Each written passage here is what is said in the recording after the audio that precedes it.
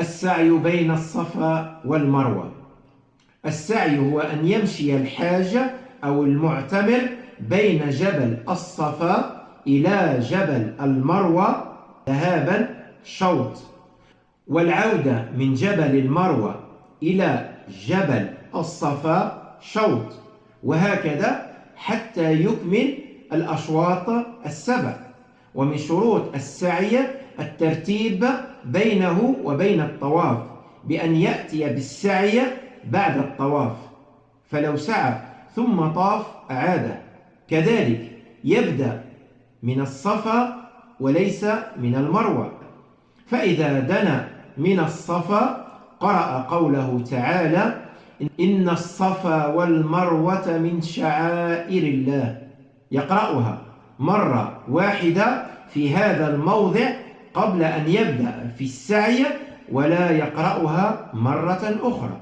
ثم يرقى على الصفا مستقبلا القبلة ويحمد الله ويكبر 3، ثم يدعو: لا إله إلا الله وحده لا شريك له، له الملك وله الحمد وهو على كل شيء قدير، لا إله إلا الله وحده أنجز وعده ونصر عبده وهزم الأحزاب وحده.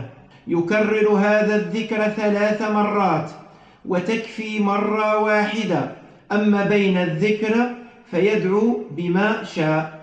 ثم ينزل من الصفا إلى المروة ماشيا حتى يصل إلى بطن الوادي.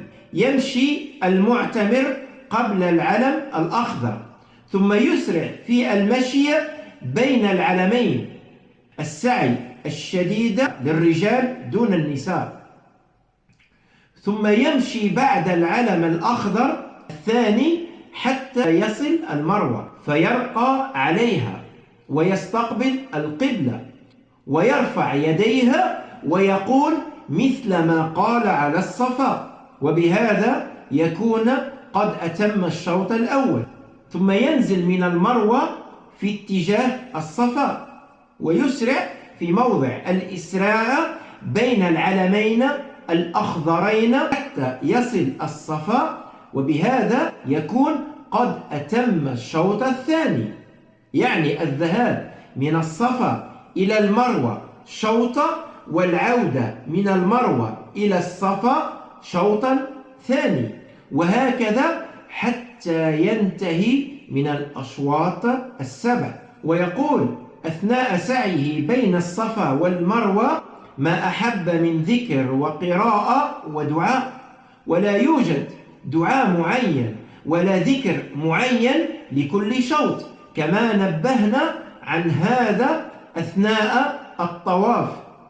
كما يجوز للمريض أن يسعى راكبا على عربة، ولا حرج أن يسعى المعتمر أو الحاج بين الصفا والمروة بدون وضوء، كما يجوز للمرأة السعي وهي حائض.